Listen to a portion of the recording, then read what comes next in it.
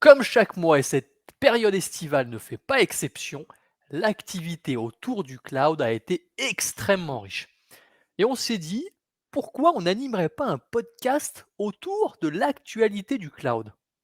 On a choisi comme nom l'écho du cloud. Alors, pour info, je peux vous dire qu'il y en avait des plus pourris comme nom. On a essayé de prendre quelque chose qui était pas trop mal. L'écho du cloud. Retrouvez chaque mois un épisode de podcast sur l'actualité du cloud. N'hésitez pas à partager et à vous abonner. Bienvenue sur le podcast mensuel L'écho du cloud, dans lequel nous abordons tous les sujets autour du cloud sans concession ni langue de bois. Pour ce premier épisode, c'est simple, tu as la crème de la crème, avec Imad Bensi Saïd et Abdel Moumen Mamri. Hello. Merci Arnaud. Si tu as un peu de mal à reconnaître Imad d'Abdel, tu te dis que Imad, c'est celui qui est frisé avec une barbe. Oh merde, putain, l'autre aussi, il est frisé avec C'est une le plus barbe. beau, c'est plus simple, non? Non, Bon, c'est le mec, comment ça va? Imad, c'est le mec qui se prend pour Michael Jackson avec son micro, tu vois. Et Abdel, il est un peu plus soft, un peu plus sobre. Tu rigoles? Tu sais quoi? J'ai vraiment acheté le micro que Michael Jackson a utilisé. C'est le SMB7 là. Ah bah voilà. Donc, C'est c'est pas pas une Star blague. Academy. Mec, c'est pas Star Academy, là. C'est Ouais, l'écho du cloud. C'est l'écho du Bon, cloud. ça va? Impec. Ouais, Impec. super. Et moi, j'aime les Mon mec, petits tu reviens tacles. de vacances. J'aime bien les petits Ah, tacles ouais. comme ça qui sont lancés comme ça, les petits Subtil. tacles à la gorge, histoire de se mettre en forme et de se tenir Bah alerte. oui, J'aime. on va à la pêche. Toujours. Toujours. Bon, Oui, il faut. Oh, c'est quoi le programme du coup, Arnaud, pour nous alors, aujourd'hui? le Qu'est-ce que programme, t'as un fait? programme de fou, mais avant, je ne sais pas si vous avez vu ça, j'étais la semaine dernière tranquillement assis sur ma chaise et j'ai failli tomber quand j'ai lu cette news. 2 grands géants du cloud s'associent. Ouais. Alors là, vous allez me dire, ouais, on en voit tous les jours. Non, mais là, je parle de vrais géants. Bon, un vrai géant en tout cas. Alors, je suppose que vous avez vu l'annonce, mais il y a un rapprochement entre Oracle Ouais. et Azure. Et là, scotché. Ouais, complètement. Ouais. Bah, moi Pouvoir aussi, j'ai vu ça. C'est un peu, c'est c'est un fou, peu la news de la semaine. c'est Hein. fou. C'était C'est- complètement inattendu parce que tu avais les deux CEO du coup de Microsoft et d'Oracle et tout le monde comprenait pas pourquoi ils étaient là. Et là, grosse annonce. Hein. Je sais pas moi de toute façon moi comment je l'ai compris ou comment je vois cette annonce-là. Après, vous me direz vous de votre côté ce que vous en pensez. Hein, mais apparemment, il y aura des services Oracle, ils appellent ça Oracle at Azure, c'est-à-dire faire de l'Oracle, mais sur Azure. On pouvait le faire avant, bien sûr, à travers des services de type IaaS. Mais là, aujourd'hui, on va le faire à travers des services qui étaient dédiés ou qu'on pouvait faire que sur le cloud Oracle, qui est aussi Azure. On peut faire de l'exadata et on peut faire aussi des services qu'ils appellent le RAC, le RAC. Et l'idée, c'est quoi? C'est qu'ils puissent avoir de la colocation, c'est-à-dire sur les data centers Microsoft, qui vont être managés par Oracle ou par les partenaires d'Oracle. Mais pour on va dire pour les entreprises ou pour les clients qui utilisent Azure, ça va être beaucoup plus simple parce que ça va être managé à partir d'un seul control plane qui va être Azure. Après, derrière, que ça soit managé par Oracle ou pas, on s'en fout. Pour nous, ce qui va être important, c'est qu'on veut faire de l'exadata, boum, on va le retrouver sur Azure. Parce qu'avant, pour faire de l'exadata, c'est très compliqué. En fait, déjà, c'était pas supporté sur Azure. Si on voulait faire de l'exadata sur Azure, il fallait passer par de la VM, etc.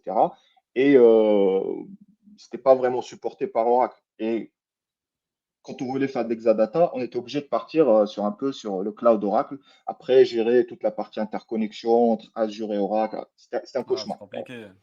Aujourd'hui, ce que ça va apporter, ça va apporter beaucoup de choses parce que le management va être très simple. Et je pense que les deux cloud providers ont compris que plutôt que de dire que voilà, j'aurai un peu mes œufs qui vont être un peu, ça va être sur de l'Azure, un peu, ça va être sur de l'Oracle, plutôt en fait faire une alliance ou une coopération pour fournir en fait un service unifié. Voilà. C'est-à-dire control plane Azure. Par contre, derrière, ça va être Oracle qui va manager sur des data centers Microsoft Colocation. Moi, je trouve que c'est un super news. C'est une super news. pour les gens, pour les entreprises qui font de l'Oracle et qui utilisent de l'Oracle. Ce qui est le cas hein. Aujourd'hui, toutes les entreprises Mmh. ont forcément de l'Oracle quelque part, soit en local, soit c'est une filiale, etc. Ils se posent la question comment on fait pour migrer en fait de l'Exadata sur du cloud public.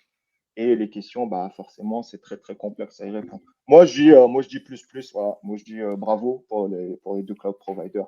C'est une super Et news. ça, Je sais c'est pas ce top, que vous hein. en pensez. Ah, ouais, complètement. Ouais. C'est top parce que, rappelle-toi, Moment, hein, déjà, on a vu ça chez un client où il y avait Oracle. Donc, du coup, le client était chez Azure. Il y avait des bases de données qui étaient sur Oracle. Du coup, il y avait carrément Ouais. l'équivalent d'Express Route Une vers latence, le du coup, ça cloud. entraîne une latence forcément. C'est ça, et ça complexifie beaucoup Mm. de choses en fait, hein. Et là, Ah, avoir ça, en fait, ouais, niveau interco, c'était très compliqué parce que tu avais une sorte de boîte noire entre les deux cloud providers, et c'était pas c'est ça. disponible sur toutes les régions. C'était pas, c'est-à-dire, tu as des assets, tu as l'applicatif qui est sur une région A, et ben pas forcément que l'interconnexion hybride, ils appellent ça Express Route Direct Connect, si je me souviens bien. En fait, elle n'était pas disponible sur toutes les landing zones ou toutes les régions. Du coup, il fallait s'adapter, migrer éventuellement ces applicatifs pour pouvoir se connecter aux bases de données. En plus, ça pose un problème de supportabilité, c'est-à-dire que si on avait un souci sur l'interconnexion, bah, qui on allait contacter? Est-ce que c'est Microsoft? Est-ce que c'est Oracle? Comment on fait pour troubleshooter, etc. C'était un cauchemar en fait. Voilà. C'était sympa C'est de créer compliqué. cette. Voilà. Mais aujourd'hui, reste à voir. Hein. C'était une annonce. Après, comment ça va être facturé aussi, comment la facturation va se passer, parce que j'ai vu aussi qu'il y aura le Bring Your Own License, c'est-à-dire Mmh. voilà, c'est Mmh. super. On peut utiliser le modèle Bring Your Own License, ce qui est super sympa. On attend de voir. Je pense qu'on va en parler. Les infos vont À tomber suivre, très hein. rapidement. Voilà, à suivre pendant les prochains podcasts. On va aborder ce sujet-là qui est super intéressant. Ouais. Ouais, c'est quand même un sacré changement de paradigme de la part d'Oracle, qui a toujours voulu conserver et ne pas proposer la possibilité de déployer ces bases de données en dehors de leur périmètre. Là, finalement, bah, ils s'ouvrent. Ils s'ouvrent, pourquoi? Parce que peut-être qu'à un moment, ils se disent, notre cloud est peut-être pas référencé parmi, le top 5, et que si on veut que nos utilisateurs continuent à utiliser nos bases de données et que notre service, nos bases Oracle puissent continuer à évoluer, il faut l'ouvrir un minimum, à la concurrence, ou en tout cas à la collaboration avec un mastodonte, du cloud. Et en plus, comme ça se fait bien souvent, donc c'est qu'il va y avoir une équipe de support, qui va être, constituée, et dans laquelle on aura à la fois des Hybride, gars d'Oracle et des gars d'Azure, et bah, obligé, hein. c'est le meilleur moyen de rendre, enfin de simplifier le support à tes clients, quoi, C'est et ça, ça, c'est hein. En top. plus, Complètement d'accord. Ouais. il y a Complètement clairement une d'accord. part de marché à prendre aussi avec cette collaboration. Mmh. Donc les clients vont passer par Azure, ça va faciliter les choses pour eux. Je pense que ça va leur ramener des clients en plus, en plus. C'est Ouais. ça.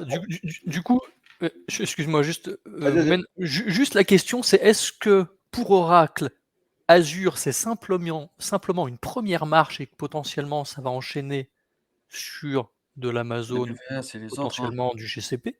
Ou alors c'est vraiment un partenariat exclusif? Ça, on ne le sait pas. Pas encore en tout cas. Pas encore. Ouais. Les deux, en fait, les deux possibilités sont possibles.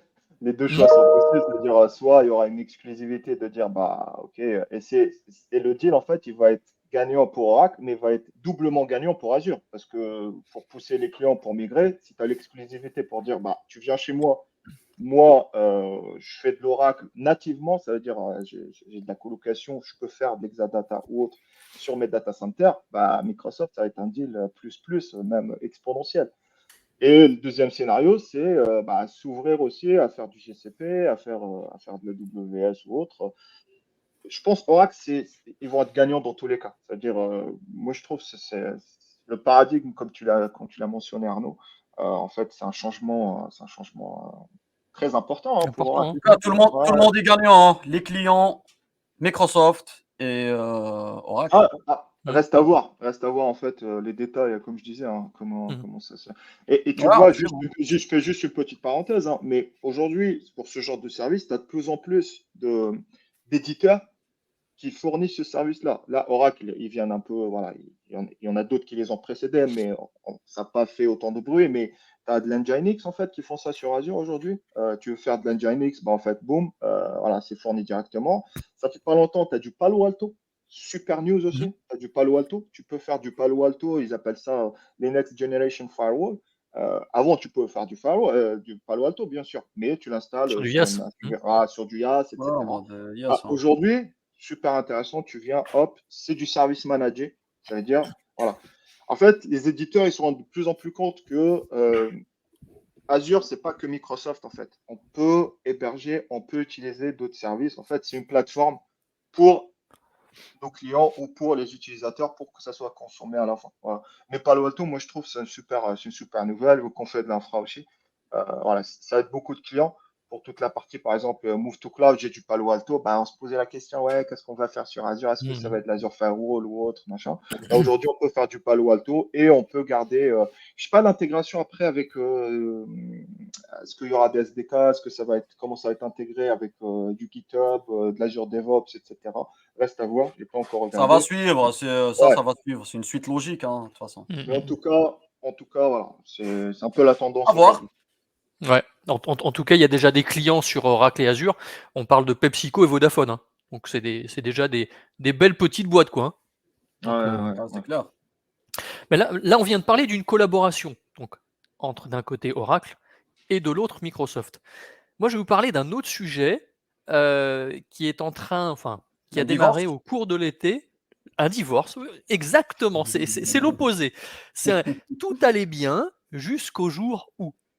Alors, Terraform, donc HashiCorp, vous connaissez HashiCorp, la société qui édite les logiciels Terraform, du Vault, du Vagrant, du Packer, enfin bref. La société HashiCorp a décidé au début du mois d'août de modifier le type de licence de ces outils et de passer en licence Business Source Licence au lieu de la licence Mozilla Public License. Alors qu'est-ce que ça change pour les utilisateurs? Bah, pas grand-chose finalement, parce que en fait, pour un utilisateur standard qui va utiliser du Terraform par exemple, à titre perso, bon j'en connais pas beaucoup, hein, mais bon, imaginons à titre perso chez lui, tu vois, il est fan le soir, il veut déployer des ressources via Terraform. Ok, Ah, pour lui, tester, pour s'entraîner, pour découvrir. pour tester pour le fun, tu vois. Pour lui, ça change rien, donc c'est déjà pas mal. Bien Ensuite, tu évidemment. as l'utilisateur qui est dans une entreprise, qui déploie des ressources, que ce soit sur le cloud ou des ressources télécom ou autre chose, au sein de l'entreprise. Pour lui, ça ne change rien non plus. En revanche, pour les utilisateurs ou les sociétés qui utilisent les produits HashiCorp pour créer des solutions et ensuite les vendre, là, c'est pas pareil. Et ces utilisateurs, ces sociétés devront s'acquitter d'une licence. Alors évidemment, ça ne plaît pas à tout le monde, hein. Jusqu'à présent, tu pouvais utiliser un produit gratuitement et là on dit: «Mec, va falloir que tu payes un coût de licence». Mmh. Vous avez entendu cette news? Ouais. Bah oui. Ouais. Ah oui, bah oui, bah oui. Eh ouais.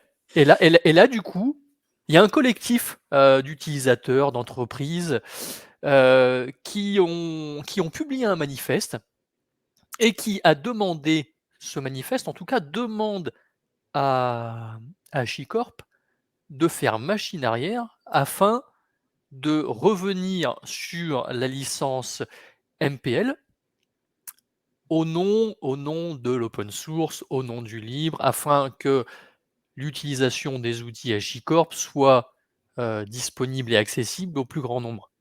Mais comme je l'expliquais juste avant, ça ne change rien pour la majorité des gens. Donc HashiCorp a dit bah non, messieurs, non, aujourd'hui, nous accusons des pertes énormes. Il faut bien qu'on puisse vivre un petit peu des solutions que nous créons. Donc, ça paraît en tout cas Ça légitime, paraît logique. Voilà, ça bah oui. paraît logique, exactement, ça paraît logique qu'il y ait une petite rétribution. Et là, évidemment, les gars du collectif ont dit: «OK, donc Les nous, rebelles. Nous, on est des fous. Nous, on va forquer Terraform. Action Ok. coup de poing. Action coup de poing, mais tu sais que les mecs, ils l'ont fait. Ils n'ont peur de rien, ils l'ont fait. Ils ont forqué Terraform. Fin août, ils ont forqué Terraform. Le truc, c'est quoi? C'est que va falloir le maintenir, Ouais, c'est ça. Terraform. On parle de Terraform. Terraform, c'est quoi? C'est une solution qui permet de déployer des ressources, alors pas seulement dans le cloud, on peut déployer également des assets dans le télécom. Moi, je sais que je l'utilisais à une époque pour déployer des ressources Akamai, donc c'est pas du cloud. Et en fait, aujourd'hui, Terraform est constitué d'une multitude de providers. Ces providers te permettent de déployer des assets, des ressources, des objets. Est-ce que ce collectif va être en capacité ou va simplement vouloir maintenir tous ces providers? Ça dépend si la communauté, elle suit ou pas, en fait. Donc, Et s'ils suivent à gauche ou à droite, c'est ça. Mais encore une fois, comme je l'expliquais tout à l'heure, 98% des utilisateurs n'auront pas de. Non, pas Ça, d'impact. pas de ça ne problème, changera non, non, absolument rien. D'ailleurs, d'impact, non. ce qui est rigolo, c'est que au sein de ce collectif, on retrouve 3 des concurrents de Terraform. C'est drôle ça, hein? Ce sont les mecs, les concurrents de Terraform qui disent à Terraform: «Eh dis donc, le C'est pas bien, logiciel hein. libre, hein, C'est pas bien, hein. c'est pas bien parce que nous, les solutions qu'on vend pardon, eh ben, on va faire moins de marge dessus, donc c'est pas super sympa». Ouais, ça, c'est pas Voilà. normal. Mais ça, c'est le problème de l'open source, hein. Les gens, souvent, ils veulent prendre, mais toujours gratuit, il y a pas de contrepartie derrière. Bah, ça se comprend après, hein. Si, Bah, surtout quand tu as des pertes s'ils demandent bah Ah, oui, c'est ça. là, C'est ça. ils peuvent fermer, et je te parle pas de 10 balles, couper hein, la porte. et je parle pas de 10 balles, hein, c'est des Bien millions sûr. d'euros évidemment. Heu et ce qui est fou, c'est qu'aujourd'hui Terraform, c'est pour moi en tout cas, c'est l'un des leaders, si c'est pas le leader de l'infrastructure as On code, trace code, hein, c'est sûr. donc il est Je pense partout. en termes de part de marché, mais ça doit dépasser les 50%, hein, c'est sûr, hein. Ah, Si on prend un marché, ouais, c'est sûr, hein. je pense. Largement, hein, largement. Mais là, supposons qu'il y a, on va dire, les 2 versions, on va dire, de Terraform, hein, la version forkée, la version qui est restée chez Corp, pardon. Ça veut dire s'ils évoluent, on aura 2 versions de Terraform qui vont évoluer? Potentiellement différemment, en fait. Ah oui, Ils vont évoluer Exactement, de manière Terraform différente. forké, Terraform non Ah, c'est forké. ça. C'est ça. Qu'est-ce qu'on prend? exactement. Qu'est-ce qu'on Ça. ouais, à voir, hein. Donc il y aura forcément à faire le bon choix si un jour Ah tu oui. souhaites utiliser du Terraform. En tout cas, Forké ou pas? est-ce que c'est la version, je dirais, officielle ou le fork qui potentiellement peut être forqué, hein, des forks de forks de forks de forks, Ouais, on en a ouais, déjà vu, hein. ouais, ouais. Poupée Et, russe, et, quoi. Ouais, et, et, ça ça, va, et, ça. ça, et ça meurt, et ça meurt. Pour les plus petits forks, finalement, tu vas forquer. Pourquoi tu vas forquer? Parce que aujourd'hui, ça ne répond pas à ton besoin. Potentiellement, demain, tu veux juste une petite fonctionnalité, donc tu vas le forquer. Voilà. Tu te dis, allez, moi je suis un fou, je fork. Mhm. Sauf que malheureusement, je ne suis pas certain que ça aille dans le sens de l'histoire et je suis curieux de voir dans les prochaines semaines, dans les prochains mois, l'adoption de ce fork. Ouais. Ouais, Je, faut voir. je pense que on n'a pas de boule magique, mais on a déjà travaillé chez des clients, chez des grands comptes. La vision des clients, en fait, par rapport à ça, je pense qu'il y aura très peu de clients qui vont partir Bien sûr, sur les forks, hein, tu vois. bien Bah, sûr. le support, Voilà, faut être réaliste, hein, c'est pas. Tu vois, tu c'est prends sûr, c'est aujourd'hui sûr. des grands clients du CAC 40 ou PME, même PME, hein, tu as dit, OK, tu as du Terraform, tu as du OpenTF. Elle va dire, OK, c'est quoi la différence? Tu dis, écoute, bah, Terraform, c'est HashiCorp, ceux qui l'ont créé, c'est un peu leur bébé. Et tu as OpenTF, c'est un peu des rebelles, en fait. Voilà, c'est un peu, ils sont sortis en rébellion et voilà, ils Les veulent. mecs avec des tatouages, Ouais, c'est des ça. boucles d'oreilles, des os dans le nez, enfin les fous quoi. Des commandos, tu vois. Ah, ils vont te dire rapidement, bah, De toute on va façon, rester, c'est un peu façon, le bébé il y en a beaucoup. d'HashiCorp, tu vois. Il y en a beaucoup qui prennent la version enterprise aussi, hein, donc de Ouais, base, il y ouais, en a ouais, beaucoup ouais. qui payent, en fait, hein, donc Ouais, il y en a beaucoup qui paient, ouais, effectivement, effectivement. Ouais. c'est ça, Bien hein. sûr. Mais attends de voir, j'attends de voir aussi comment ça va évoluer cette histoire. Mm, mm, mm. En tout cas, je me souviens il y a quelques semaines quand j'avais regardé le repo du fork, on était à plus de 30 000 étoiles, ce qui est déjà pas mal, hein. Après Ouais. voir si je pense qu'il a forcément évolué, mais voir est-ce qu'on va avoir une communauté effectivement solide qui va prendre ce sujet en main. Nous verrons. Ouais, de toute Au façon, on va revoir. voir. Ouais. On En a, tout on a cas, une petite idée, mais on verra. c'est ça. Nous verrons si nous sommes dans le vrai ou si potentiellement on va nous donner tort dans les prochaines semaines et les prochains mois. Arnaud, toi, tu Ouais. choisirais quoi? Les Moi, je bouge pas, rebelles moi. ou Non. Non, et alors, parfois les la rebelles, suite, oui, mais le dans reste, ce on va cas-là, voir. non. Dans ce cas-là, non. Pourquoi? Parce que déjà, ça va rien changer. Simplement, à titre perso et pro, ça ne changera absolument rien pour moi. Ok, Et, bah, je et, vois et, et- où et- est-ce qu'il est en camp, c'est bon. non, mais et en plus, je trouve légitime que les mecs veulent, veuillent Ah oui, tirer un peu profit de leur on solution, est quoi. d'accord, on est d'accord. Bien sûr. Mais bon, c'est, À c'est suivre, comme hein. tout. À suivre, à suivre.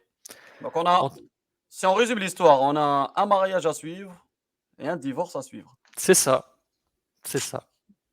Bon, écoute, Voilà. je pense que je vais plus suivre le mariage parce que Ouais, je pense que c'est là où il y aura le plus d'intérêt parce que le divorce, ça va pas être ouf, c'est sûr. Ça paraît effectivement un peu compliqué. ouais, c'est Ouais. clair. Bon, du coup, arrêtons ces histoires de mariage et de divorce. Je vous propose de Ouais. parler un peu d'AKS. Parlons des vrais trucs, voilà, exactement. De vrais sujets, quoi. Hein, Des où on met vrais les mains dedans, on sujets met les qui doigts intéressent. dedans, on décortique, on découvre, on explore. Exactement. Bah oui, oui, oui. Là, on va parler un peu de. Bah, c'est une petite news, mais qui date avant les vacances. Un petit refresh pour les gens qui sont partis en vacances, qui sont revenus. On va parler un peu de Application Gateway for Container. Donc, l'existant actuellement, en fait, si on veut faire tout ce qui est couche 7 sur AKS, donc on peut utiliser soit Nginx, soit Application Gateway aussi, hein, Azure Application Gateway, en utilisant Lagic. Lagic, pour ceux qui ne connaissent pas, c'est juste un contrôleur qu'on installe sur le cluster et c'est lui qui propage la configuration sur l'Application Gateway si on veut exposer un front-end. Ça permet de faire l'SSL, le WAF aussi sur l'Application Gateway. Et là, ils nous ont sorti Application Gateway for Container. Ça veut dire c'est une Application Gateway qui est dédiée à AKS. Vous allez me dire pourquoi ce changement? Donc, il y a des améliorations quand même. Donc, déjà, c'est une nouvelle ressource. Hein. Ce n'est pas une Application Gateway V2. Tu choisis V2 standard ou tu choisis aussi for Container. Non, non, c'est une ressource vraiment à part. Donc, pourquoi ils ont fait ça? Alors, Lagic, pour comprendre ça, il faut voir déjà Lagic comment il fonctionne. Donc, dès qu'on déploie un fichier YAML, on exécute on fait apply sur un fichier YAML pour ajouter un front-end sur Lagic. Lagic, qu'est-ce qu'il va faire? Il va prendre cette configuration, il va appeler l'ARM, Azure Resource Manager, les API, et ensuite, ça va mettre à jour l'application gateway. Là, ce qu'ils ont fait avec Application Container for Container, donc il y a ce qu'on appelle le ALB.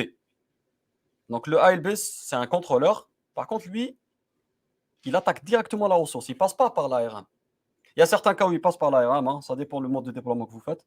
Mais l'intérêt, lui, il attaque la ressource directement. Ça veut dire, c'est quasi du temps réel. Hein. Là, on ne le voit pas sur sur un cluster qui a quelques pods, mais on voit la différence vraiment quand on a un cluster qui est volumineux. Et c'est plus rapide. Donc, qu'est-ce que ça va apporter de plus? Donc, comme j'ai dit déjà, la rapidité, vu qu'on attaque directement la ressource. Mhm. J'ai lu qu'il supporte plus de 1400 pods en backend. Donc, c'est pas mal. Donc, il y a la notion gateway, API gateway. Ça veut dire déjà, avec l'API gateway, on peut faire, par exemple, splitter le trafic. Donc, je peux dire, je déploie une version, j'ai une version V1, je déploie une V2. Et je dis, bon, je ne vais pas mettre tout le monde sur la même version. Je vais mettre que 20%, ce qu'on appelle le canary deployment. Petite anecdote, hein, le canary deployment, ça vient avant les gens qui travaillent dans les mines, les mineurs. Pour détecter, en fait, quand ils descendent sous la terre, des fois, il y a des gaz toxiques. Pour détecter ces gaz, ils utilisaient des canaris, en fait, qu'ils mettaient dans pauvres bêtes qu'on mettait dans des cages un peu partout. Des petits Dès qu'on oiseaux jaunes. voit, exactement, dès qu'on les entend pas siffler, c'est un mauvais signe. En fait, ils sont très, très sensibles à ce gaz. Ils le détectent avant tout le monde. Du coup, il meurt. Il décède. Et du coup, dès qu'ils voient que voilà, ils sont morts, bah là, ils sortent en courant. C'est un peu la même idée. Donc là, on déploie une nouvelle version. On teste avec 20% d'utilisateurs. Si on voit que les canaris sont toujours en vie, ça veut dire que c'est bon. On augmente petit à petit le pourcentage jusqu'à qu'on passe à 100% nouvelle version. Donc ça, on ne pouvait pas le faire avec l'application Gateway classique. Là, on peut le faire avec cette nouvelle version. Donc, c'est pas mal. Après, le reste, c'est la même chose. Hein. Ça supporte l'SSL, end-to-end SSL et tout. Par contre, moi, j'ai vu qu'il manque des choses. Bon, c'est nouveau aussi. Il n'y a pas la notion WAF. J'ai vu que c'est pas prévu. Hein. J'ai posé la question à des insiders Microsoft. J'attends des retours. Moi, j'aurais souhaité, en fait, avec la notion App Gateway, d'avoir l'attente. Ça veut dire, tu t'authentifies sur l'App Gateway et en autre 2 et tu gères ton attente juste en mode centralisé. Donc, il n'y a pas ça. C'est dommage. Je ne sais pas si ça va venir. De toute façon, c'est en preview, public preview. On verra ce que ça va donner après. Niveau billing, on n'a pas trop de détails. Donc, ça va venir en GA, on verra. Mais sinon, voilà, hein, c'est un service, on verra comment il va évoluer. Mais T'as déjà, pu le il a tester l'air du pas mal. coup? Mais t'as pu le tester le Je l'ai, service? en fait, non, je l'ai déployé, mais j'ai pas Ouais, encore testé. d'accord. J'ai pas encore testé. Et on fera un retour d'expérience sur le test. Mais je En trouvais tout que en c'était pas en mal tout d'en cas, c'est parler. pas Hein. mal. C'est pas mal parce Oui, que oui, tu dis oui. qu'il est en public preview là. Donc C'est en public, ouais. en public preview, donc potentiellement, donc les gars vont pouvoir, enfin les utilisateurs vont pouvoir le tester et puis C'est ça. faire leur premier retour et potentiellement tu parlais de WAF, d'authentification. Peut-être que ce sont des choses qui pourraient être ajoutées lors du passage en GA, pourquoi pas? J'ai vu la roadmap. Pour l'instant, il n'y a pas grand-chose. Mais on verra. Hein. Mmh. Espérons. En tout cas, voilà, je trouve que c'est sympa. Mais on verra vraiment la différence quand on a un cluster volumineux. Hein. Parce que la GIC, ça marche. Hein, ça marche bien aussi. Mais il y a des améliorations comme le trafic, tu peux splitter, faire de l'app gateway. Et surtout, tu peux avoir plusieurs équipes, les devs qui peuvent intervenir pour changer leur routage sans impacter forcément les gars de l'infra. Donc, Ouais. ça, c'est pas mal aussi. Voilà.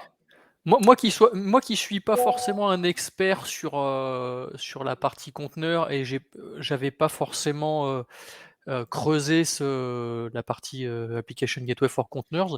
Aujourd'hui, l'équipe produit l'annonce exclusivement sur de l'AKS ou il y a, Oui. une ouverture vers ouais, il y a pas d'ouverture pour le moment en tout cas sur Container Apps? Pas encore?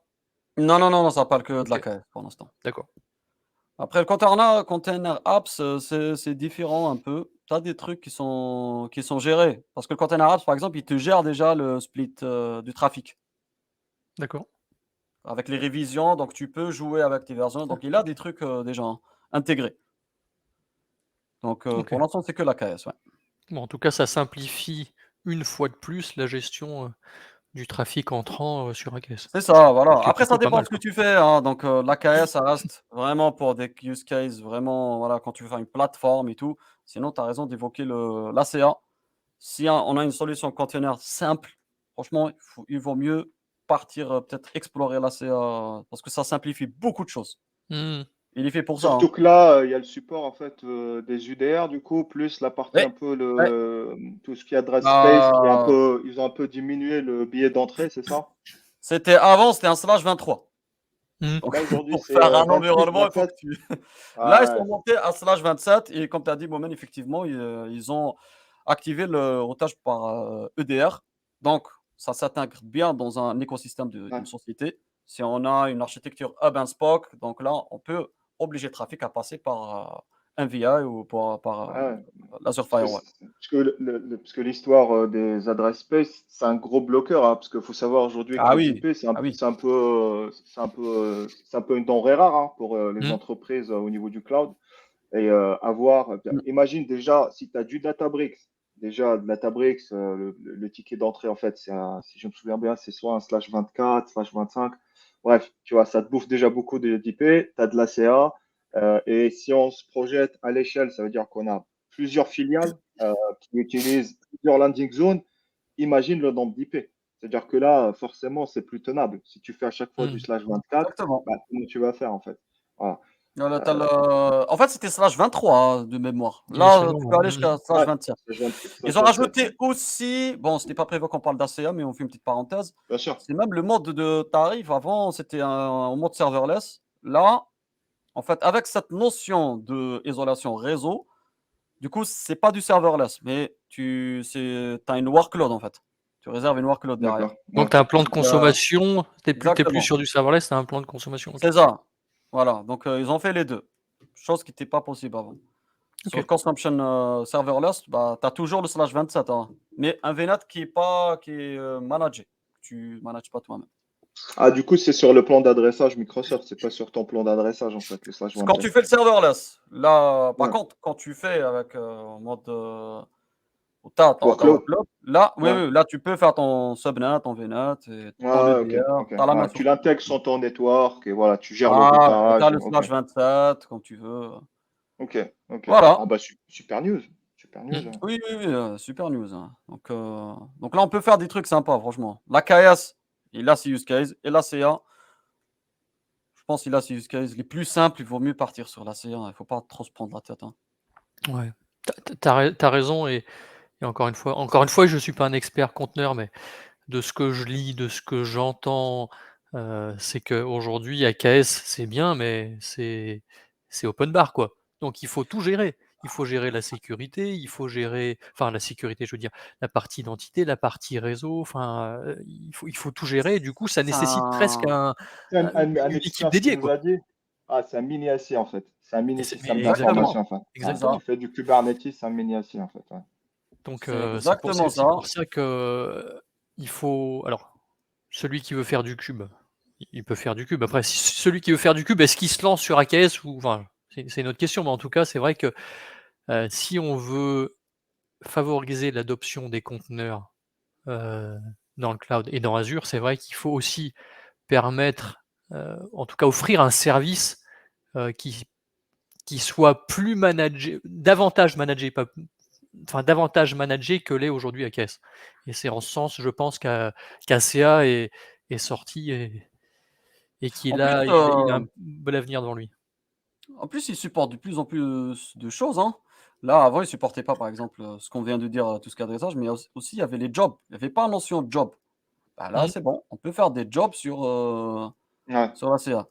Donc franchement, ça pose question sur certains use cases, mais mon avis perso, l'AKS, c'est utile quand tu fais, une plateforme où tu as plein d'applications.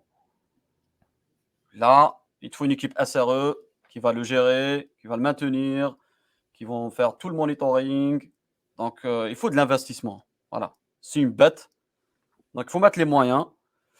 Mais pour les petits projets, je pense là, on a une petite alternative où tu fais de l'AKS sans. En fait, AKS si on fait Manager, ouais. l'analogie entre AKS et ACA, AKS, c'est comme si tu te mets avec une personne en couple qui te prend la tête tout le temps. ACA, c'est tout l'inverse. Voilà, on est là pour s'amuser et tout. Donc, il n'y a pas il y a Hmm. pas d'entretien. C'est ça un peu. Ça en fait un peu une Donc petite donc j'en métaphore. donc j'en reviens au rebelle. Le mec qui est rebelle, des tatouages, une crête et tout, il part sur de l'AKS et le Bah, mec un bien peu sûr. plus sage, il part sur de Bien sûr. l'ACA, quoi, c'est ça? Le Ah, mec, il va te dire, ouais, c'est une je viens boîte de te fermée. brûler, hein. Moi, Franchement, ouais. c'est pas un rebelle, Bah, c'est une t'as des tête gars comme brûlée, hein. ça. J'aime pas. C'est C'est fermé. Je peux rien modifier. Je peux pas faire comme je veux. Ouais, mais tu vas faire quoi? Ouais. Et est-ce que surtout tu vas le faire bien? Ouais, surtout ça. Ouais. Non, mais voilà, c'est juste être rebelle pour être rebelle, c'est tout. Mais bon, voilà, il Ouais. faut voir voilà, le bien de l'entreprise, ce qui est efficace, ce qui est maintenable, ce qui est simple, la simplicité, c'est tout. Il faut privilégier Hmm. la simplicité. Mmh mh. C'est clair. Sinon, Complètement. sur AKS, j'ai une autre news, rapidement, sinon, je sais pas, vous voulez parler de quoi? Vas-y, vas-y, vas-y. Vas-y, vas-y. On est Bon, rapide. lancé, on est Je trouvais- lancé. Ouais, voilà, restons dans la containerisation. En fait, ils ont parlé de Cilium. Bon, ça date, ça fait quelques semaines, enfin quelques mois même. Ça reste récent. Cilium, c'est un projet open source, en fait, basé sur eBPF. Donc, en fait, c'est quoi eBPF? C'est un peu comme JavaScript sur votre navigateur. Ça exécute du script. Donc, lui, ça le fait niveau kernel. Donc là, ça veut dire on va interagir vraiment un peu bas niveau. Et Ouais. ça, en termes de performance, ça va apporter beaucoup de choses. Je donne un exemple. Quand vous faites le routage, par exemple, sur AKS, ou dès que le pod reçoit une requête, là, en mode classique, on a déjà le cube, comment ça s'appelle, cube proxy qui s'occupe du routage. Ici, on a des network policy. On a derrière, c'est iptable, si vous utilisez du Linux. Du coup, si on a beaucoup de pods, beaucoup d'adresses, on va dire, il va parser toutes les tables. C'est un process qui est un peu lourd quand même, hein. Bien sûr, on ne le voit pas à petite échelle, hein, mais quand on a un cluster volumineux, là, on peut avoir des problèmes. Et du coup, eBPF, il règle ce problème. Donc lui, ce qu'il va faire, c'est qu'il va bypasser tout ce process-là. Déjà, il n'y a pas de cube proxy. On n'a pas besoin. Derrière, dès qu'il y a une requête dans le network qui arrive, il chope l'événement, et il exécute son algorithme, il va tout indexer, et il va voir si tu as le droit de passer ou pas, par exemple. Si ton IP est autorisé sur le pod ou pas, et c'est rapide. Donc, ça enlève la complexité, pardon, et ça peut enlever pas mal de choses, ça allège le cluster. On peut enlever le cube proxy, comme j'ai dit, et même tout ce qui est sidecar, tout ce qui est service mesh, par exemple. Le service mesh, il a eu un succès, mais on a vu après, il a quand même des inconvénients, parce que le sidecar, c'est quoi? C'est à chaque fois que tu as un pod, tu as un conteneur dedans, et le sidecar, c'est un deuxième conteneur. Si tu veux, par exemple, faire les patterns de microservices, avoir le circuit breaker, par exemple, ou s'occuper de toute la couche réseau, tout ce qui est retry, ça, tu le délègues à ton service mesh, comme Istio, etc. Là, avec eBPF, bah, tu n'as pas besoin de sidecar. Du coup, ça va interagir niveau kernel, tu as des events, et ça interagit, c'est plus rapide, en fait. Voilà, donc C'est-à-dire que là, il bypass, j'ai pas compris en fait. Tu bypasses l'IP table ou c'est comment en fait? Tu communiques directement, le Cilium il va se positionner ah oui, oui, oui, il bypass en fait, il direct. utilise Ouais, pas, c'est pas le même process en fait. Lui, il utilise vraiment ses algorithmes, c'est ok. notre logique. D'accord, Et ok. voilà, donc pour l'instant, attention sur AKS, ça vient de débarquer, donc ça supporte que le Linux. Et les network policy, c'est la syntaxe classique. Par contre, quand tu utilises, tu sortes Calico, par exemple. Ok. Donc C'est ça c'est- change c'est- c'est- énormément de choses. c'est ce qu'on Ouais, appelle vas-y. les plugins CNI, là, Controller Network Interface, ou rien à voir? Non, tu restes. Non, non, non, ça, si tu restes en CNI. CNI, c'est juste le Ok. fait que tes pods, ils ont leur IP et tout. Non, là, c'est Calico, il gère tout ce qui est network, en fait, dans ton cluster. D'accord. Et du coup, voilà.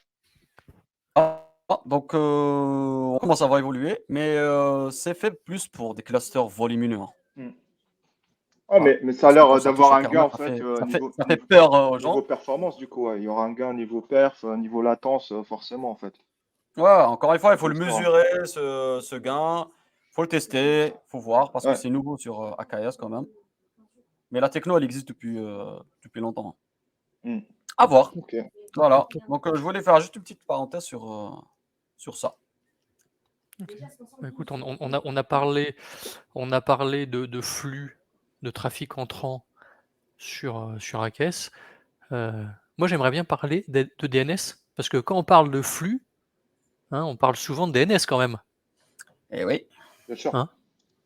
bien sûr. Et qu'est-ce C'est que tu mieux de pourrais nous parler dire, toi, de là-dessus? DNS, c'est ça. Que Bah, Moumen.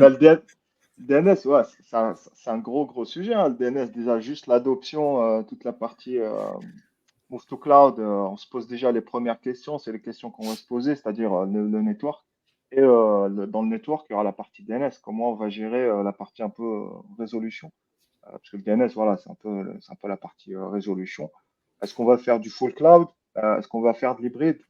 Si on fait du full cloud, ben, en fait, on a des solutions toutes prêtes. Si on fait de l'hybride, ben, là, ça complexifie un peu la chose. Aujourd'hui, avec le move to cloud, c'est-à-dire 99% des entreprises, c'est à des scénarios hybrides. C'est très rare qu'on ait des entreprises qui sont full cloud. C'est soit des startups qui sont un peu ce qu'on appelle born dans le cloud ou nés dans le cloud. Et nous, on se concentre plus, on va dire, sur la grosse partie qui est invisible de l'iceberg, c'est 90 à 99%. Niveau DNS, aujourd'hui, sur Azure, il il y a plusieurs solutions, d'accord? Il y a plusieurs solutions qui sont offertes. L'une des solutions, c'est de déployer nos propres DNS, ce qu'on appelle nos DNS resolvers. C'est-à-dire, les DNS resolvers, c'est une machine virtuelle où je vais installer, par exemple, le service DNS, soit sur du Linux, soit sur du Windows. On a ce scénario, vous me direz, ouais, mais c'est quoi l'intérêt aujourd'hui d'avoir une machine virtuelle sur Azure qui va faire ce rôle de DNS? L'intérêt, c'est qu'on puisse répondre à certains use cases qu'on ne pouvait pas répondre avant, de type, si j'ai besoin de faire de la résolution hybride, comme je l'ai évoqué au début, hybride, ça veut dire on-premise vers Azure, comment je fais? Parce que j'ai mes DNS qui sont sur mes data centers, qui ne pourront pas forcément en fait, gérer certains domaines qui sont, ou certaines zones qui sont sur Azure. D'accord? Comment je fais? C'est-à-dire que ces zones-là, je vais les déléguer sur un DNS resolver qui est directement installé sur Azure. Ça, c'est ce qu'on faisait avant. On déployait des VM qui faisaient ce rôle-là. Voilà, on crée des forwarders, c'est-à-dire les forwarders, c'est-à-dire que si j'ai besoin de résoudre la zone, par exemple, qui correspond au private endpoint du storage account, mes DNS sur mes data centers, ils ne pourront pas y répondre. Du coup, ce que je fais, c'est que je crée des règles, ce qu'on appelle du conditional forwarding, qui vont transférer ces requêtes au niveau des DNS qui sont sur Azure. À partir de là, les DNS qui sont sur Azure, quand je parle des DNS, c'est vraiment la VM. Hein. Ce qu'elle va faire au niveau de la VM, c'est qu'on va contacter le DNS Azure, qui est sous la forme 169 quelque chose. À partir de là, il va nous répondre avec une IP privée. Mais l'IP privée, vous me direz, ouais, mais c'est de la magie en fait. Comment il peut nous répondre avec une IP privée? Là, on va introduire ce qu'on appelle les private DNS zones. Les private DNS zones, il faut savoir, sur Azure, on a deux types de zones, soit la private, soit la publique. La publique, c'est-à-dire, j'ai un domaine, on va dire growuna.com. Growuna.com, je vais créer une zone publique, growuna.com, et à partir de là, en fait, je pourrais, c'est cette zone-là qui sera responsable de résoudre tout ce qui est growuna.com. Par exemple, dev.growuna.com, uat.growuna.com, prod, etc., etc. Pour les zones publiques, d'accord? C'est-à-dire qu'aujourd'hui, on peut créer une zone publique qui pourra répondre aux requêtes de type public. Par contre, les requêtes de type privé, pareil. On va dire que j'ai des applications en privé. On reprend toujours l'exemple de Growuna. J'ai mes applications qui sont en privé et je veux déléguer ces zones-là sur Azure. C'est-à-dire que je vais mettre du Growuna bien internal.growuna.com. À partir de là, je vais créer ce qu'on appelle des private DNS zones pour Growuna pour qu'elles soient résolvables en interne. Okay, ça, c'est un peu les deux types de zones qu'on a aujourd'hui, la publique et la privée. Quand on est sur le scénario private endpoint, qui est un scénario un peu particulier, ce qui va se passer, c'est que pour chaque ressource, parce que le private endpoint, c'est quand on a un service pass et le service pass nativement, il n'est pas accessible en privé, on va créer ce qu'on appelle le private endpoint pour qu'il soit accessible en privé à travers un adressage privé. Parce que c'est tout l'intérêt d'avoir du private endpoint, c'est qu'on puisse gérer un adressage privé à partir de nos plages d'adresse. Dès qu'on crée le private endpoint, il y aura un enregistrement automatiquement qui va être créé sur la private DNS zone correspondante. C'est-à-dire, si je fais du storage account, automatiquement, j'aurai une zone pour, par exemple, du blob. Le blob, il aura sa propre zone DNS qui va permettre de créer ces records A, d'accord? Et à partir de là, ces records A avec lesquels on va répondre à notre end user qui est sur nos data centers, d'accord? C'est-à-dire que là, aujourd'hui, on a un nouveau service qui va complètement, en fait, on va sortir un peu des VM, parce qu'il y en a qui utilisaient des VM, il y en a qui utilisaient des containers aussi. Parce qu'on pouvait faire tourner, par exemple, du bind directement sur un container qui était hébergé sur de l'ACI. Au lieu d'avoir une VM, ça va nous coûter beaucoup moins cher.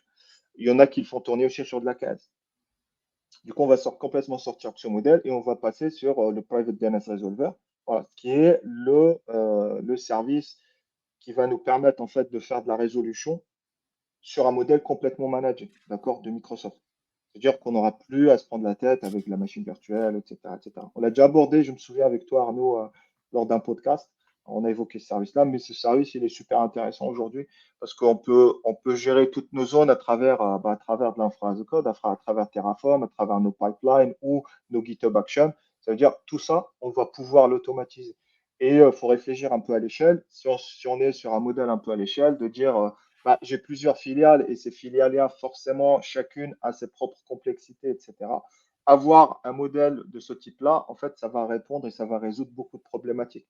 Parce que si chaque filiale vient avec ses propres DNS, ses propres configurations, etc., ça va créer en fait beaucoup de problématiques. Par contre, si on utilise le Private DNS Resolver pour un peu pour un peu gérer toute cette partie résolution hybride pour toutes nos filiales avec toute leur complexité à travers mes pipelines, à travers du GitHub Action, ça va être beaucoup plus simple. Je dirais pas que c'est trop simple, non, mais ça va beaucoup simplifier en fait la manière de voir cette partie DNS. Voilà. On va pas trop entrer dans le détail parce que la partie DNS, je pense qu'on va l'aborder une autre fois. Mais en tout cas, c'est un peu les différents modèles qu'on a aujourd'hui. Après, suivant les retours, bien sûr, on va essayer de faire des zooms avec des démos, d'accord? Ça va être beaucoup plus sympa avec des schémas d'architecture, etc. Mais c'est un peu, voilà, C'est plus voilà, simple. c'est un peu pour introduire le sujet. Je pense que la prochaine fois, on va venir avec des schémas d'architecture pour un peu expliquer les différents modèles, voilà, pour un peu ancrer l'idée et pour lancer le débat avec Déjà, vous le et fait bien de sûr passer, toujours. de passer de l'IaaS au manager, rien que ça, Ouais. c'est déjà top. Mm. De toute façon, c'est ça, Microsoft, depuis le début, en fait, ils ont le but, en fait, c'est de passer en manager. Hein. C'est de passer en manager. À chaque fois, tu On vois est le service. d'accord. Bah, là, tu prends par exemple ACI, AKS, ACA. Tu vois qu'à chaque fois, on est sur un modèle où si tu prends le modèle OSI, bah, à chaque fois, Microsoft grappille voilà, on va dire des couches et c'est devenu du manager. Parce qu'on se rend de plus en plus compte que, en fait, les clients aujourd'hui, l'IT, c'est pas leur métier. Ils veulent de plus en plus déléguer certaines choses. Et quand Microsoft va venir avec cette offre de service pour dire, bah, tiens, tu veux faire du Palo Alto? Bah, tiens, en fait, te prends plus la tête avec les couches basses. Toi, occupe-toi de tout ce qui est configuration, management, etc. Et tout ce qui est couche basse, nous, on s'occupe de ça. Tu vois. Et Tout ce ça, qui, les clients, ils sont très, très friands de ça. Quoi. tout devient à service, hein, même au-delà de l'informatique. Maintenant, on le voit. C'est Hein, ça, c'est ça, c'est ça. tout est C'est à ça. service. T'as pas Du coup, à casser la tête voilà, à tout quoi. C'est pour ça apprendre. que je te dis, c'est intéressant, mais effectivement, si on généralise, on a une vision un peu plus globale, ouais, c'est un peu le modèle qui est en train de changer. On passe de plus en plus sur un modèle manager, SaaS, etc., etc. Et dans notre vie de tous les jours, hein. Mais là, Regardez combien on a, je sais pas, bon, je parle pas de l'Office 365 pour les personnes qui ont ça, mais aujourd'hui, on ne fait plus que consommer des services, que ce soit de l'Uber, que ce soit je mais sais là, C'est pas, ça. du podcast, Airbnb, du Airbnb, on veut consommer, que ce soit le plus simple possible, peut-être à payer un poil plus plus cher. cher, Ouais, mais qu'on soit libéré d'un certain nombre de ouais. contraintes qui font que, bah, écoute, c'est peut-être moins cher, mais ça nécessite, un peu plus de monde pour, l'exploitation. Ça nécessite, diverses personnes parce que, c'est pluridisciplinaire. Enfin voilà.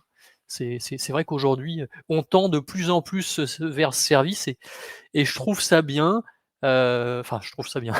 C'est en tout cas, c'est pratique.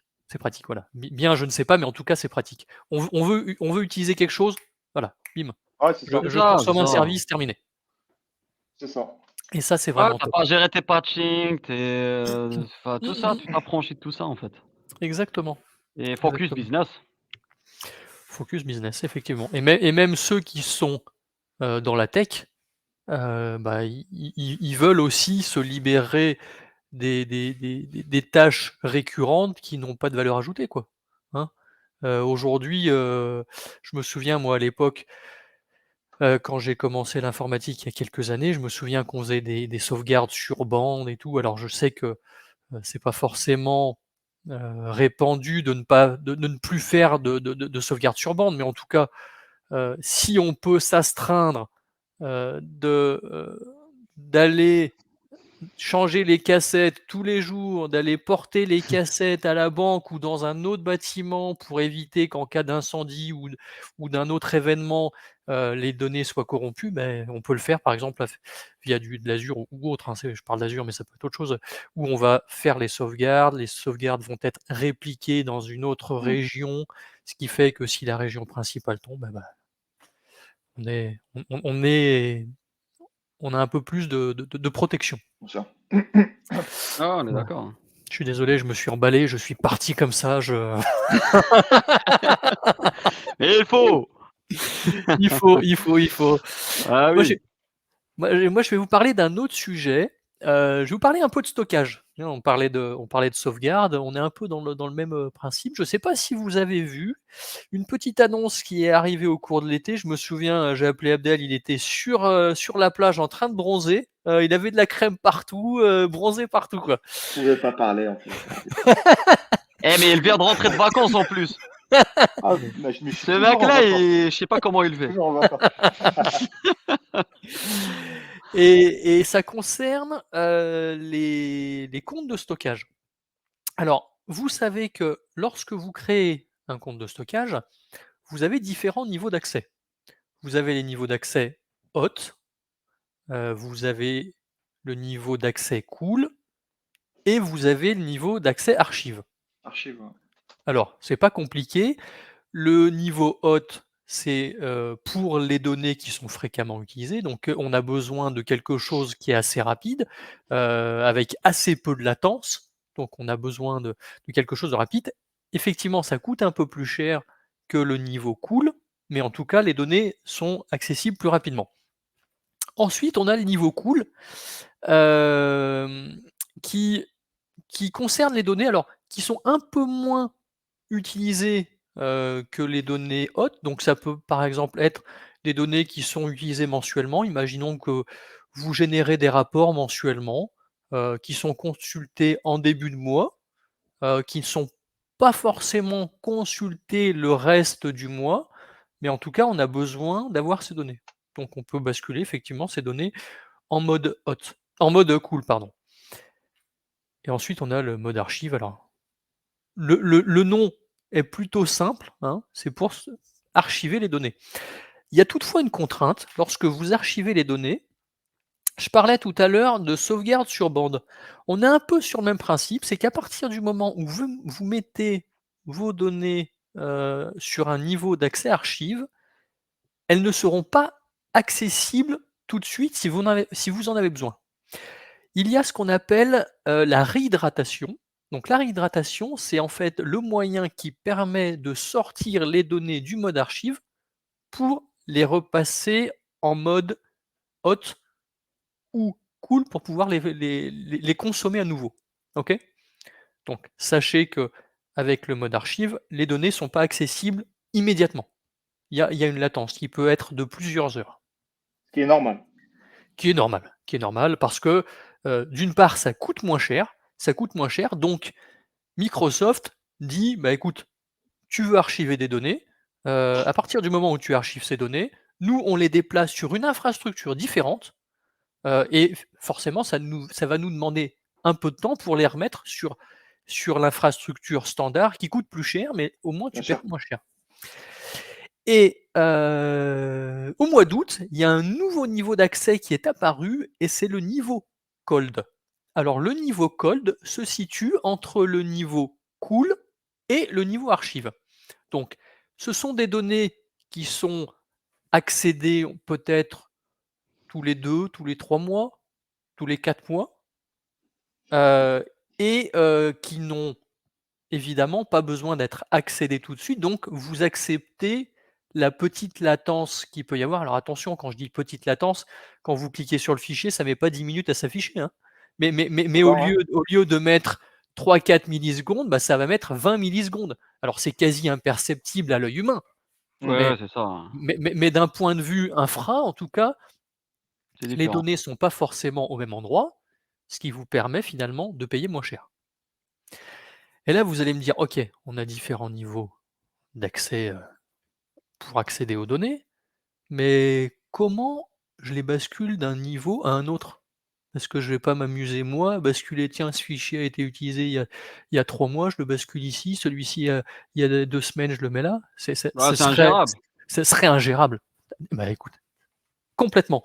Et ben, il y a la fonctionnalité Lifecycle Management qui est disponible sur les comptes de stockage et cette fonctionnalité, elle est top. Pourquoi? Parce qu'elle va vous permettre, en fait, de créer des règles, Ouais. dans lesquelles vous allez définir, en fait, quand déplacer un fichier. Potentiellement, mes données qui sont dans le niveau d'accès haute, j'estime que lorsque elles n'ont pas été utilisées, consommées depuis un mois, bah, je les bascule dans le mode cool.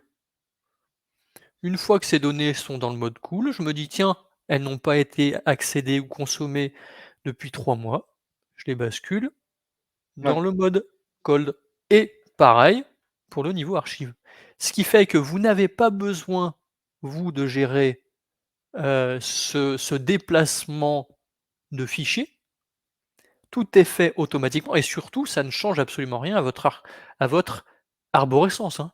Il va pas falloir aller chercher, Transparent, quoi. dans une autre arborescence, que vous ne connaissez pas, le fichier dont vous aviez besoin et dont vous avez besoin maintenant, quoi. Et donc Mmh. ça, c'est quand même vachement cool. Donc je sais pas si vous aviez vu l'annonce passer. Moi, je l'ai vu. En tout cas, Ouais, ouais, on l'a c'est pas mal. ça, c'est Ouais, j'ai vu, bien, c'est quand tu as des JAD, en fait, gestion documentaire. C'est compliqué, hein, d'archiver et tout, comment gérer tout ça, mais un truc qui gère automatiquement derrière, C'est ça. Alors c'est très malin. automatiquement, tu quand même c'est quand même à toi, l'utilisateur, Alors, de créer ses règles. oui, oui, oui, oui, alors quand je dis, parce que j'ai travaillé déjà sur, une JED, on a développé une JED faite maison et du coup, il y avait cette question d'archivage. À l'époque, il y avait pas, hein. Comment on va archiver? Comment on va faire ça? Bah, tu vois, rien que ça simplifie les choses. Mmh, complètement, C'est ça. parce que là, les niveaux, en fait, les niveaux les plus bas qui sont l'archive et le cold, le stockage, il va coûter moins cher. Il va pas coûter cher, mais pas du tout. Par contre, la consultation, c'est ça qui va coûter cher, en fait. Tu prends chaque modèle entre le hot, le cool, là, le cold et l'archive. Si tu prends, par exemple, le tableau qui va un peu résumer tout ce qui est coût, mmh. tu vas voir que sur la partie haute, en fait, ce qui va coûter cher, c'est le stockage, tu vois. Et la Ouais. consultation, ça va pas coûter cher parce que ça, c'est un stockage en fait qui va être consulté très fréquemment. Et en fait, l'ordre, il va en fait, Il il va va se croiser, en s'inverser. fait, il va se Il va, croiser. voilà, il va se croiser, s'inverser. Plus tu vas descendre dans la qualité de stockage. Ça veut dire le cool, ça va être plus ou moins égal. Le cold, ça va être inversé. Ça veut dire le stockage, il va pas te coûter cher. Par contre, la consultation va coûter cher. Et l'archive, le stockage, il va pratiquement rien te coûter. Par contre, quand tu vas consulter, c'est là qu'il va te coûter cher en fait. Et par rapport à Après, ça, c'est très intéressant pour les backups, parce que tu l'as évoqué, hein, le scénario des backups, ça va être super intéressant. Si tu fais du backup, par exemple, bah, pour l'archiver, lifecycle management, boom. Lifecycle management, ça existe hein, Ouais. depuis un moment. Mais le cold, j'attends de voir en fait ce que ça va apporter. Parce que pour moi, l'archive entre cool et archive, ça faisait déjà le taf. Mais Mmh. Je suis le d'accord. cold qui va se positionner entre les deux, j'attends de voir. Forcément qu'il y a des use cases, il y a des clients qui l'ont demandé. Mmh. Chez MS, il y a eu des demandes en fait pour lancer en fait ce nouveau tiers de stockage.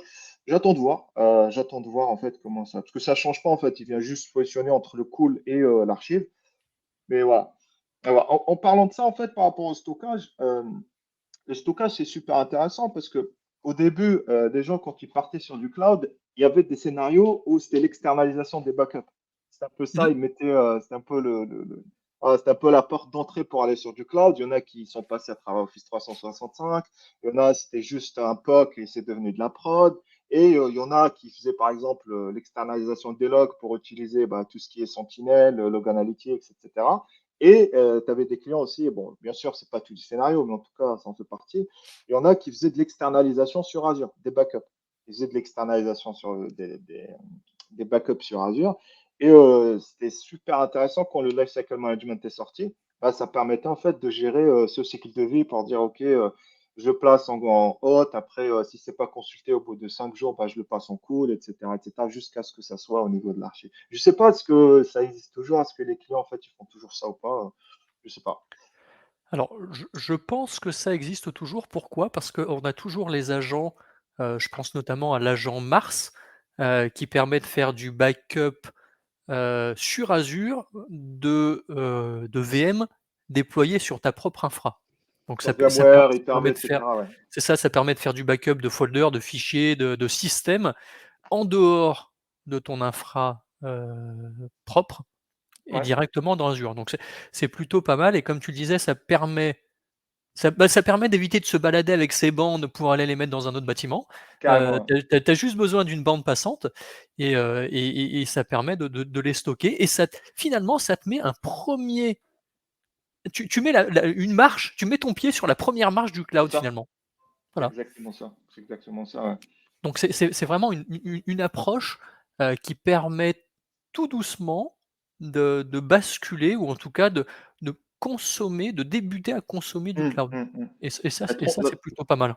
la transition, elle est plutôt sympa parce qu'en fait, ça n'implique pas beaucoup de ressources ni beaucoup d'expertise, en fait, tu vois?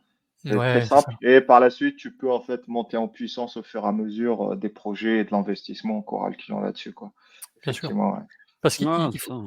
il faut pas rêver, hein. Aujourd'hui, toutes les entreprises ne vont pas dans le cloud comme des fous. «Allez, on va dans le cloud». C'est qu'il y a il y a une réflexion Bien et sûr, elles y vont petit à petit. bien sûr. 1re chose, c'est déjà valider que ça fonctionne. Voilà. Là, j'ai pas trop Mmh, de doute là-dessus, hein.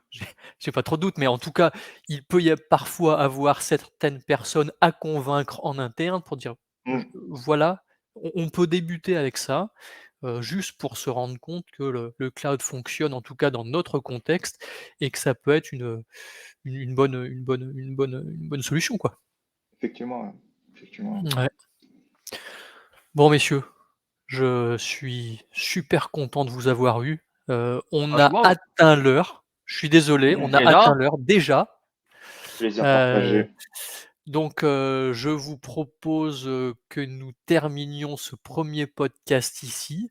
En tout cas, nous espérons que les sujets abordés, vous plairont. N'hésitez pas si vous avez d'ailleurs des sujets sur lesquels, vous souhaitez approfondir. Je pense par exemple à AKS, Imad connaît très bien AKS, donc potentiellement, si vous avez des questions, et quitte à le challenger un peu, hein. Ouais, Bien sûr. alors, il a parlé d'application, for containers.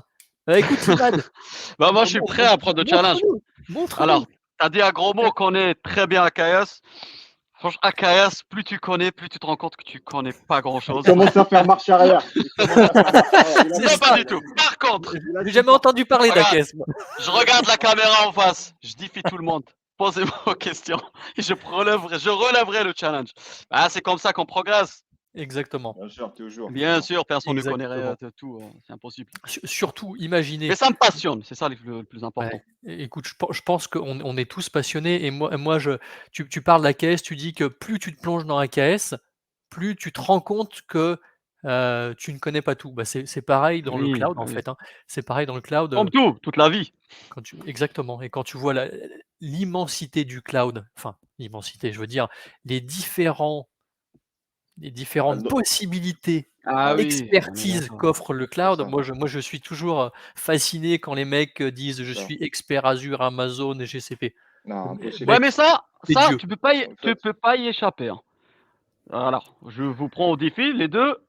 Chez un client, on vous a je parle plus les, missions courte durée, hein, où tu interviens pour un audit ou là, on te colle ce nom expert. Ah C'est oui, obligé. on te le colle, non mais Surtout quand tu bosses avec des gars qui non, connaissent non, pas non. Azure, tu arrives, Je pense je sur l'ai les vu, trois et je cloud l'ai providers, subi en fait. déjà. Sur les trois cloud providers. C'est pas sur les trois. C'est-à-dire que tu peux pas être expert GCP, Azure, AWS, tu vois, c'est impossible. Parce que faut juste regarder Azure Update, tu vois, sur Azure Update, Ah non, mais je t'ai tu pas vois dit que tu peux être toutes les expert. nouvelles, toutes Mais les bien nouvelles, sûr. etc. Tu vas vite te rendre compte que même sur Azure, c'est compliqué. Non, Alors non, là, tu mais vas taper AWS plus GCP, je je pense te que c'est une parle galère. pas de ça. On est d'accord, tu peux pas être Ouais. expert, mais je te dis le titre. Des gens qui maîtrisent pas mmh, l'Azure, qui te considère, voilà, ouais, pour un audit, si tu arrives et tu es le Ouais, seul à complètement. maîtriser Azure, bah, tu auras ce titre expert. bien sûr, bien sûr. Voilà. On est Bien d'accord. sûr. Mais bon, après, la vérité, on la connaît derrière. Bon, en tout cas, messieurs, merci à vous. Bah, merci à toi. Je vous souhaite une excellente journée et je vous dis au prochain épisode en pleine forme. À très Allez, bientôt. Merci. Salut. ciao! Ciao.